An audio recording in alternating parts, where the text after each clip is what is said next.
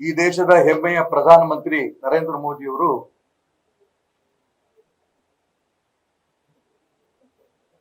ಈ ಆಪರೇಷನ್ ಸಿಂಧೂರ ಮಾಡೋದಕ್ಕೆ ಸರಿಯಾದ ಉತ್ತರವನ್ನು ಕೂಡ ಕೊಟ್ಟರು. ಅಲ್ಲಿಂದ ಮುಂದೆ ಪಾಕಿಸ್ತಾನ ತನ್ನ ಬಾಲವನ್ನು ಬಿಚ್ಚಂತ ಪ್ರಯತ್ನ ನಡೆದಿಲ್ಲ. ಆದರೂ ಕೂಡ ಆ ದುಷ್ಟ ಪಾಕಿಸ್ತಾನದ ಉಗ್ರಗಾಮಿಗಳ